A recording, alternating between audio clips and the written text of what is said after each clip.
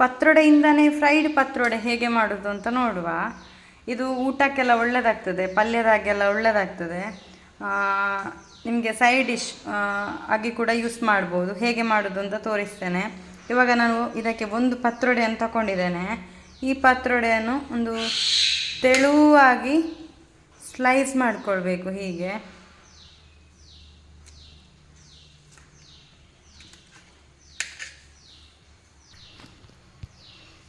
ನಾನು ನೋಡಿ ಹೀಗೆ ತೆಳುವಾಗಿ ಮಾಡ್ಕೊಂಡಿದ್ದೇನೆ. ಇದನ್ನೀಗ ನಾವು ಕಬ್ಬಿಣದ ಕಾವಲಿಗೆ ಸ್ವಲ್ಪ ತೆಂಗಿನೆಣ್ಣೆ ಹಾಕಿ ಎರಡು ಕಡೆಯೂ ಚೆಂದ ಮಾಡಿ ಸ್ವಲ್ಪ ರೋಸ್ಟ್ ಮಾಡಿಕೊಳ್ಳುವ.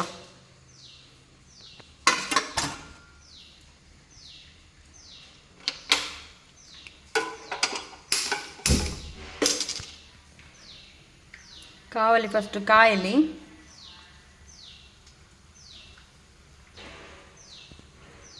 ಕಾವಲಿ ಕಾದಿದೆ, ಬಿಸಿಯಾಗಿದೆ ಕಾವಲಿ. ಇದಕ್ಕೆ ಸ್ವಲ್ಪ ಎಣ್ಣೆ ಹಾಕ್ಕೊಳ್ತಾ ಇದ್ದೇನೆ. ತುಂಬ ಎಣ್ಣೆಯನ್ನು ಬೇಡ, ಒಂದು 2 ರಿಂದ 3 ಸ್ಪೂನ್ ಸಾಕಾಗ್ತದೆ ಎಣ್ಣೆ.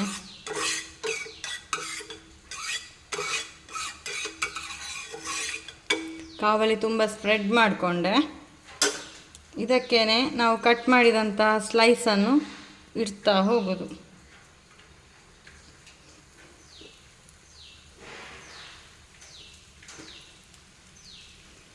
ಎರಡು ಬದಿಯು ಚೆಂದ ಮಾಡಿ ಫ್ರೈ ಮಾಡಿಕೊಳ್ಬೇಕು.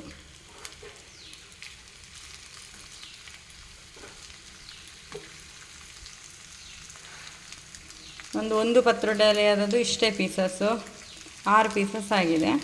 ಇದನ್ನೇ ಸ್ವಲ್ಪ ಎರಡು ಸೈಡ್ ಕಾಯಿಸ್ಕೊಳ್ಳೋದು.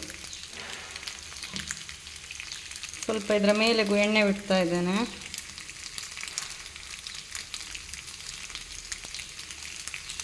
ಸ್ವಲ್ಪ ಎಣ್ಣೆ ಸಾಕಾಗ್ತದೆ.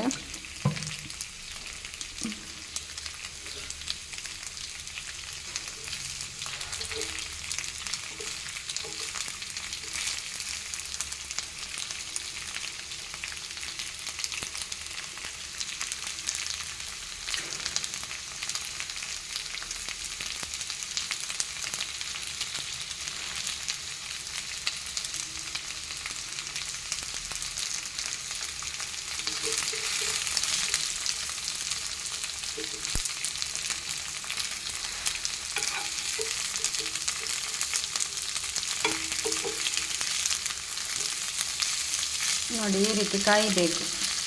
ಸ್ವಲ್ಪ ಫ್ರೈ ಆಗಿದೆ ಚೆಂದಾಗಿ.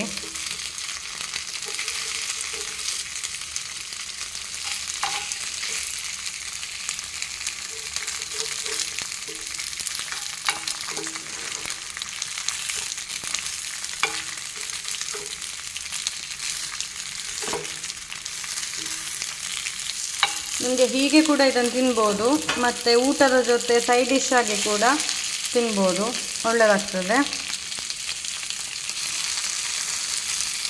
ಪತ್ರೊಡೆಯಿಂದಲೇ ಸುಮಾರು ಐಟಮ್ ಮಾಡ್ತಾರೆ. ಪತ್ರೊಡೆ ಜೊತೆ ಕಾಯಿ ಹುಳಿ ಹಾಕಿ ಕೂಡ ಪತ್ರೊಡೆಯನ್ನು ಸಣ್ಣ ಪೀಸ್ ಮಾಡಬೇಕು. ಆಮೇಲೆ ಕಾಯಿ ಹುಳಿ ಜೊತೆಗೆ ಇದನ್ನು ಮುಳುಗಿಸಿಡಬೇಕು. ಕಾಯಿ ಹುಳಿ ಜೊತೆ ಕೂಡ ಒಳ್ಳೆಯದಾಗ್ತದೆ ಪತ್ರೊಡೆ. ಇನ್ನು ಇದನ್ನು ಸಣ್ಣ ಪೀಸ್ ಮಾಡಿ ಒಗ್ಗರಣೆ ಕೊಟ್ಟು ಅದಕ್ಕೆ ಕಾಯಿ ತುರಿ ಹಾಕಿ ಬೆಲ್ಲ ಹಾಕಿ ಕೂಡ ತಿಂತಾರೆ. ಅದು ಚೆನ್ನಾಗಾಗತ್ತೆ. ಅದು ಇನ್ನೊಂದು ಸಲ ನಾನು ನಿಮಗೆ ತೋರಿಸ್ತೇನೆ.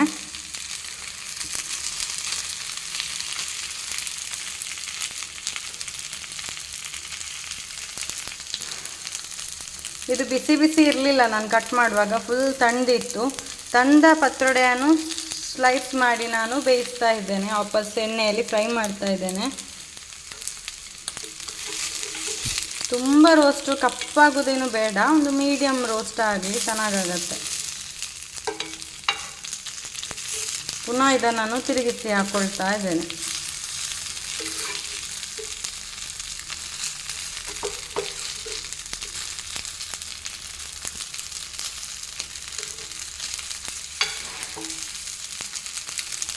ಇದಕ್ಕೆ ಕಬ್ಬಿಣದ ಕಾವಲಿಯೇ ಒಳ್ಳೆಯದು.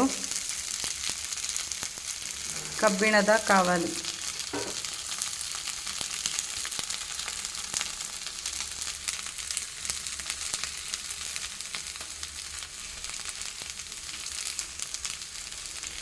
ಉರಿಯನ್ನು ಸ್ವಲ್ಪ ಮೀಡಿಯಮಲ್ಲಿ ಇಡ್ತೇನೆ.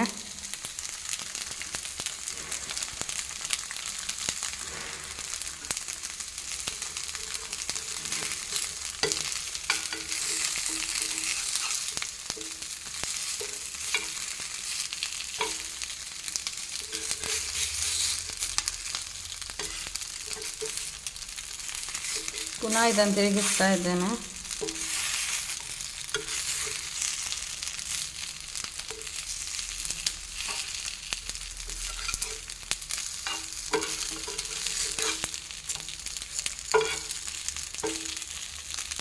ಇವಾಗ ನೋಡಿ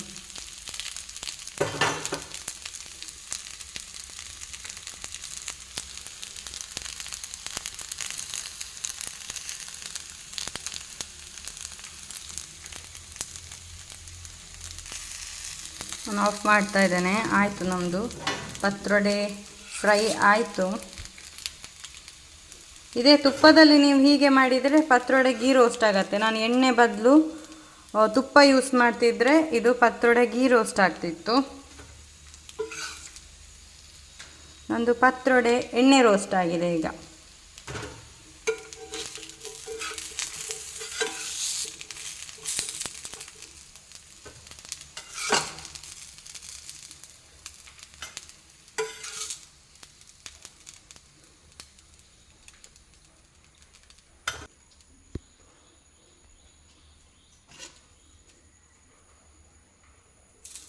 ಇವತ್ತಿನ ವಿಡಿಯೋ ಇಷ್ಟ ಆಗಿದ್ದರೆ ಲೈಕ್ ಕೊಡಿ, ಶೇರ್ ಕೊಡಿ, ಕಮೆಂಟ್ ಮಾಡಿ ಹಾಗೂ ಸಬ್ಸ್ಕ್ರೈಬ್ ಮಾಡೋದನ್ನು ಮರಿಬೇಡಿ.